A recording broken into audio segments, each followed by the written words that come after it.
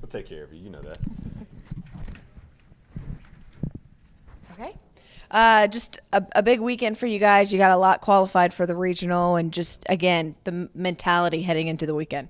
Well, I think we have something to prove a little bit. Our second place finish stung a little bit.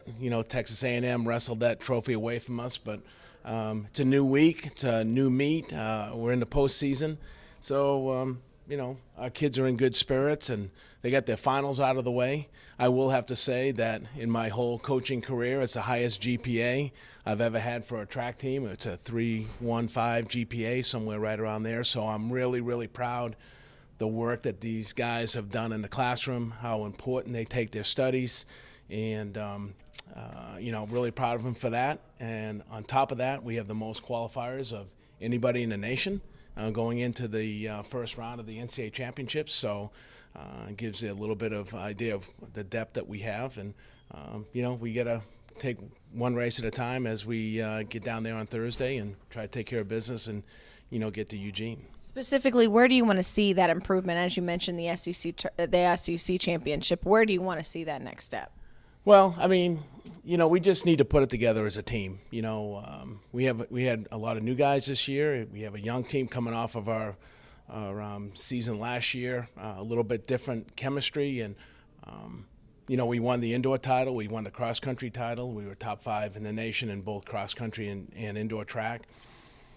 But outdoors, the stress and strain and the grind kind of get to you a little bit, especially the young guys. And so basically what I'd like to see is just everybody on the same page, everybody dialed in. I don't think we were probably at 95% at the conference meet, and that cost us the title. So in order for us to make a challenge for a national championship, be on the podium again for the 4th time in a row, we need to be dialed in across the board, whether it's the 5K or the long jump, the decathlon, the sprints, the hurdles, all that. So just being dialed in and everybody being dialed in at once is going to be really important.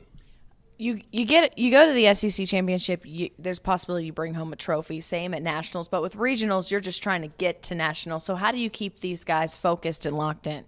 Well, just like we had a lot of qualifiers in the final of the SEC championship, and basically what we tell our team is every race is a final now.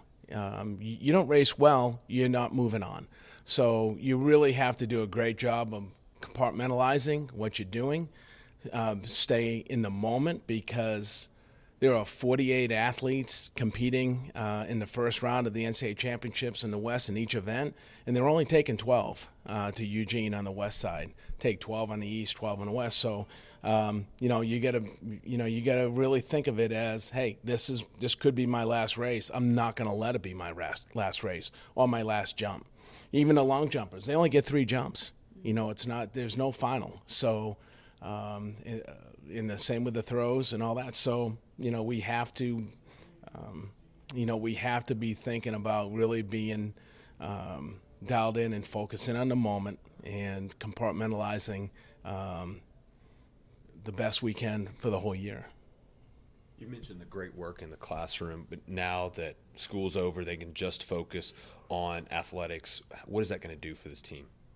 Like I said, we have a team that take their studies seriously, and this gives us a little bit of reprieve.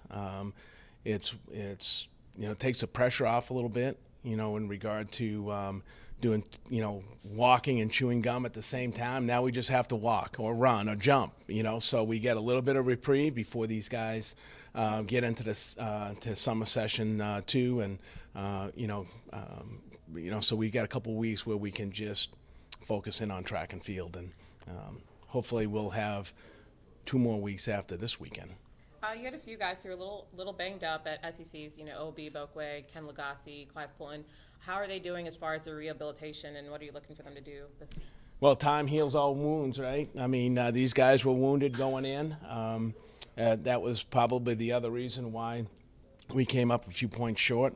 When you take the SEC champion out of the high jump, when you take the SEC triple jump champion out of the triple jump, and just basically takes 2 jumps just to get some points.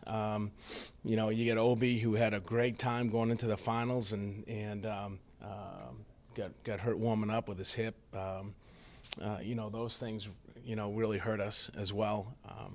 But like I said, that we got a great medical staff, and we've been working overtime, and it's a MASH unit from here on out, and probably the most important people on our staff right now are not the coaches, but our medical people, and they just do a phenomenal job. And that's, every race that just think about when we started. Some of our distance runners started in August, and then you have our sprinters that started in January. So every race, at this stage of the game, you enter in a little bit degraded physically from the time before. So the medical people are critical for us, and hopefully we got some good rest this week, and those guys will be ready to go at Austin. So I'm hoping that we're back to full strength.